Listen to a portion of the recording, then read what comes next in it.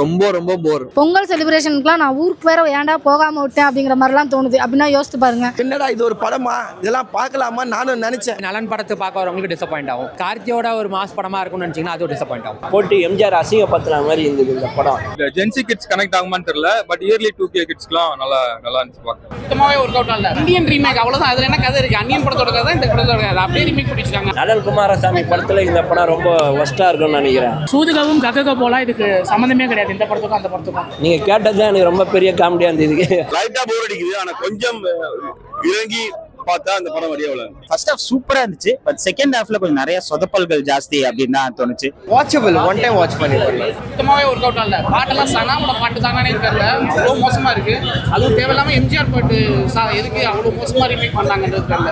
கார்த்தி எம்ஜிஆர் வர்ற சீக்வன்ஸ் நல்லா இருக்கு, அவ்வளவுதான். மற்றபடி படம் அன்னியன் ரீமேக் அவ்வளவுதான். அதுல என்ன கதை இருக்கு? அன்னியன் படத்தோட கதை இந்த படத்தோட கதை அப்படியே ரீமேக் பண்ணிருக்காங்க. அதுல 3 கேரக்டர் வரும், இதுல 2 கேரக்டர், அவ்வளவுதான். வேற எந்த வித்தியாசமும் இல்லை, அது அப்படியே எடுத்து வச்சிருக்காங்க. கார்த்தி எம்ஜிஆர் நடிச்சிருக்க சீக்வன்ஸ் நல்லா இருக்கு, அவ்வளவுதான். மற்றபடி படத்துல ஒண்ணுமே இல்லை. விஜய் இதை பண்ணியிருந்தாருன்னா அவருக்கு பெரிய வேற மாதிரியான செட் ஆகிருந்தது. ஜனநாயகனுக்கு பதிலாக ஆக்சுவலாக அவர் இது பண்ணியிருக்கலாம். அவர் வரும்போது மாஸ் சீன்ஸ் எல்லாம் வச்சு அவர் எம்ஜிஆராக நடிச்சிருந்தாருன்னா அவரோட அரசியல் இதுக்கு கரியருக்கு இது மிகப்பெரிய ஒரு பூஸ்டப்பாக இருந்திருக்கும்.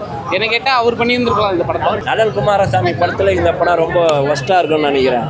எனக்கு பிடிக்கல, சொல்றது என்னோட கடமை, உரிமை, கடமை. ஏன்னா நான் டிக்கெட் வாங்கியிருக்கேன். அதுக்குன்னு அந்த படத்தை ரொம்ப அசிங்கப்படுத்தலாம், இது பண்ணணும்லாம் இல்லை.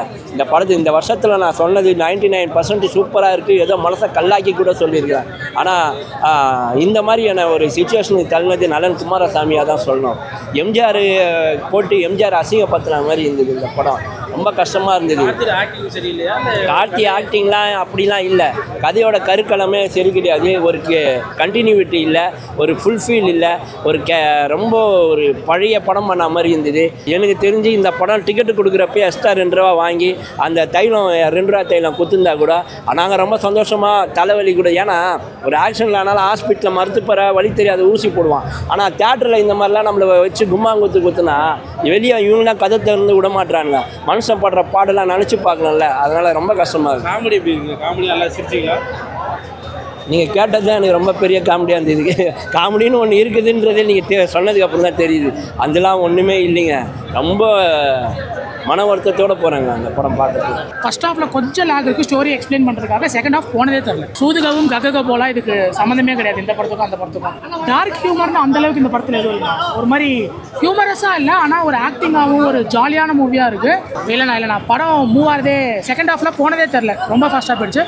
ஃபர்ஸ்ட் ஹாஃப்ல கொஞ்சம் லாக் இருக்குது, ஆனால் அது ஸ்டோரி எக்ஸ்பிளைன் பண்ணுறதுக்காக கொடுத்த லாக். தலைவா நம்பியார் வந்தார் படத்தில் ஒரு 4 மணி நேரம். என்னடா நம்பியார் வந்தார் படத்தை ரொம்ப ஜவு மிட்டாயாக ஈக்கிறாரு. நல்லா தேட்டர் விட்டு ஏஞ்சி வந்துலாம் நினச்சிட்டேன். என்னடா இது ஒரு படமா, இதெல்லாம் பார்க்கலாமா நானும் நினச்சேன். அதுக்கப்புறம் தான் தலைவா எம்ஜிஆர் வந்தார் படத்துக்குள்ளே. படம் முழுக்க அப்படியே ஒரு எம்ஜிஆர் நம்ம எப்படி அந்த காலத்தில் பார்த்தோமோ அதே போல் ஒரு எம்ஜிஆர் இந்த படத்தில் நம்ம பார்த்த போல் இருக்குது தலைவா. எங்களை அப்படியே அழுவ வச்சாங்க. ஏன்னா இந்த 2026 எங்களை காப்பாற்ற யாரும் வரல. நம்மளை காப்பாற்ற யாருன்னா வருவாங்களா? 2026 ஒரே எம்ஜிஆர் தான் அப்போ இருந்தார். யாருன்னா என்னை காப்பாற்றுங்கன்னு சொன்னால் போதும், நம்ம எம்ஜிஆர் ஓடி வருவார். ஆனால் இப்போ இருக்கிற எம்ஜிஆர் யாரும் இல்லை. அவரை போல் ஆகலான்னு பார்க்குறாங்க, ஆனால் யாராலையும் ஆக முடியல. ஆனால் 2026 ஒரு புதிய எம்ஜிஆர் வருவார், நம்ம கண்ணீரை துடைப்பாங்க அப்படின்னு நாங்களாம் காத்துன்னு இருக்கோம். இந்த படத்தை வந்து பாருங்கள். எம்ஜிஆர் என்னென்ன நல்லது செஞ்சாரோ, என்னென்ன கஷ்டம் உதவினாரோ அது இந்த படத்தில் அப்படியே காட்டியிருப்பாங்க. அதுதான் இந்த படமே. எம்ஜிஆருக்கான ஒரு படம், இது கார்த்திகான ஒரு படம் அல்ல. செகண்ட் ஹாஃப்லாம் கம்ப்ளீட்டாக கமர்ஷியலுக்குள்ளே போனனால அவரோட படம்ன்ற மறந்து யூஸ்வலான படம் பார்க்குற மாதிரி ஆயிடுச்சு, அவ்வளோதான். பாசிட்டிவ்னா ஃபர்ஸ்ட் ஹாஃப் நல்லா இருந்தது தலைவா, கொஞ்சம் டிஃப்ரெண்ட்டாக இருந்தது. நலனோட ஸ்டைலில் இருந்தது. பேக்ரவுண்ட் ஸ்கோர் சூப்பராக இருந்தது. கார்த்தியோட ஆக்டிங் ஓகேவாக இருந்தது. அந்த வாத்தியாராவும் போலீஸாகவும் மாறி வந்த விதம் நல்லா இருந்தது. அதுக்கான முயற்சி நல்லா இருந்தது. நலன் படத்தை பார்க்க வரவங்களுக்கு டிசப்பாயிண்ட் ஆகும். கார்த்தியோட ஒரு மாஸ் படமாக இருக்கும்னு நினச்சிங்கன்னா அதுவும் டிசப்பாயிண்ட் ஆகும். 90s பிறந்தவங்களுக்குலாம் எம்ஜிஆர் பற்றி தெரியும் ப்ரோ. இப்போ உள்ள கண்டிப்பாக அவங்களுக்கு தெரியாது யார் எம்ஜிஆர் என்ன மாதிரி பண்ணாருன்னு. அவரோட நடிப்பே இன்னைக்கு கிரிஞ்சுன்னு சொல்லிட்டு இருக்கிறவங்களுக்கு மத்தியில் எம்ஜிஆரை கொண்டு வரதுன்றதே பெரிய முட்டாள்தனம் தான். பட் 90s இருக்கிறவங்களுக்கு மேபி ஒர்க் அவுட் ஆகும். ரொம்ப போர் படம், ரொம்ப போர். லேக் எக்ஸ்பெக்ட் பண்ணி வந்த அளவுக்கு எதுவுமே இல்லைனா. கார்த்தி சொல்லியிருந்தாரு பர்சனலா இது வந்து ரொம்ப ரிஸ்கியான ஃபிலிம், கத்தி மேல நடக்கிற மாதிரி தான், விழுந்தா காப்பாற்ற முடியாதுன்னு விழுந்துட்டாருன்னு நான் சொல்லுவேன். ஓகே, டிசப்பாயின்மெண்ட் தான். படம் அந்த அளவுக்கு ஒர்க் அவுட் ஆகல, அவ்வளவுதான். மற்றபடி படத்தை கோட்டை விட்டாங்க. ரொம்ப டிசப்பாயின்மெண்ட், சேடான ஒரு பொங்கல் மாதிரி தான் இருக்கு. ஏன்னா பராசக்தியும் சரியா நல்லா இல்ல, இதுவும் நல்லா இல்ல.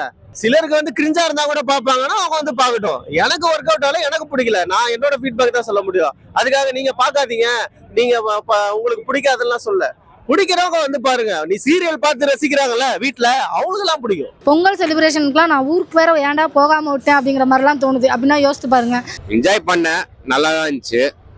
ஏதோ அவ்வளோ போர் அடிக்கல எனக்கு.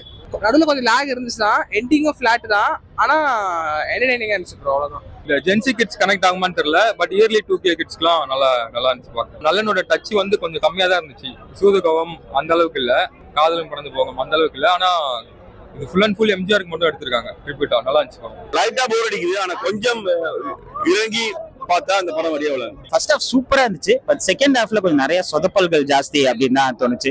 நான் எம்ஜிஆர் கான்செப்ட் வந்து ஓரளவுக்கு யூஸ் பண்ணியிருந்திருக்கலாம். இப்போ ரொம்ப ஓவர் பண்ணதுனால இந்த ஜென்ரேஷன் மக்களுக்கு எவ்வளவுதான் செம்ம ஸ்டார்ட்டா இருந்தாலும் எண்டிங் வந்து கொஞ்சம் அவ்வளவா அவங்களுக்கு பிடிக்காத மாதிரி தான் தோணும். ஒன்னும் கொஞ்சம் அதை கம்மி பண்ணியிருந்திருக்கலாம் அந்த எம்ஜிஆர் கான்செப்ட் அப்படின்னு தான் தோணுச்சு. ஆவரேஜ் ப்ரோ, அவ்வளோதான். ஆவரேஜ் தான், மோசமும் கிடையாது, ஓன் அளவுக்கும் இல்லை. ஒரு ஆவரேஜான ஒரு நலன் குமாரசாமி படமா எதிர்பார்க்காம இருந்தா மேபி ஒர்க் அவுட் ஆகும், அவ்வளவுதான். ரொம்ப ஓகா ஆகும்லாம் சொல்ல முடியாது ப்ரோ. ஆவரேஜ்னு சொல்லலாம், ஓகே அப்படின்னு சொல்லி ஒரு ஒரு ஒன் டைம் வாட்சபிள் நம்ம சொல்லுவோம்ல, அந்த மாதிரி இருக்கு. ஃபர்ஸ்ட் ஹாஃப்லவே கமர்ஷியலுங்கிற பேர்ல கார்த்தியோட அந்த ஒரு நார்மல் ஆக்டிங் என்டர்டைன்மெண்ட்ங்கிற மாதிரி கொடுத்துருப்பாங்க. செகண்ட் ஹாஃப்லவே டோட்டலா எம்ஜிஆர் தான் ஹீரோ அப்படிங்கிற மாதிரி கொடுத்துருப்பாங்க. கதை ஓரியன்டா எனக்கு ரொம்ப பிடிச்சிருந்தது. ஏன்னா எல்லாரோட கற்பனையும் உண்டு, கண்டிப்பா இந்த காலகட்டத்துல எம்ஜிஆர் இருந்தா எப்படி இருக்கும் அப்படிங்கிற ஒரு கற்பனை இருக்கும், அது ரொம்ப நல்லா இருந்தது. ஆனா அவங்களுக்கு செகண்ட் ஹாஃப்ல வந்து பாத்தீங்கன்னா கார்த்தி சார் வந்து அந்த எம்ஜிஆர் வேஷம் போட்டு ஆக்ட் பண்ணும்போது எல்லா இடத்துலயும் ஒர்க் அவுட் ஆகணும்ல. ஏன்னா எம்ஜிஆரா அவர் வரும்போதே நம்மளுக்குள்ள ஒரு ஃபீல் கொடுத்தோம், எம்ஜிஆரே வந்து இறங்கிட்டாரா அப்படிங்கிற ஒரு அந்த ஒரு ஃபீல் வந்து மிஸ் ஆகுற மாதிரி ஒரு ஃபீலா இருக்கு. அது இல்லாம இருந்தா படம் ஓகேவா இருந்திருக்குமோ அப்படிங்கிற மாதிரி தோணுச்சு. ஏன்னா நிறைய எம்ஜிஆரோட சாங் யூஸ் பண்ணிட்டாங்க, அதை வந்து இன்க்ளூட் பண்றதுக்கு அதை டைலாக்கா யூஸ் பண்ணிருக்காங்க. எம்ஜிஆரோட டைலாக் இந்த மாதிரிலாம் யூஸ் பண்ணாலும் அது மிஸ் ஆகும்போது படம் டோட்டலா லேகுங்கிற மாதிரி ஃபீல் ஆகுது. பட் ஒரு ஒன் டைம் எம்ஜிஆர் ஃபேன்ஸ்க்கான பொங்கல் செலிப்ரேஷன் சொல்லலாம். நான் ஆனையிட்டா சாங் யூஸ் பண்ணும்போது கொஞ்சம் வருத்தமா இருந்தது, கோபமா இருந்தது. ஏன்னா அந்த பாட்டை வந்து நான் வேற ஒரு ஸ்கிரீன்ல வேற ஒரு வாயில அப்படியே கத்தி கூப்பாடு போட்டு பார்க்கணும்னு எதிர்பார்த்த ஒரு பாட்டு. அந்த பாட்டு இந்த பார்க்கும்போது வருத்தமா தான் இருக்கு.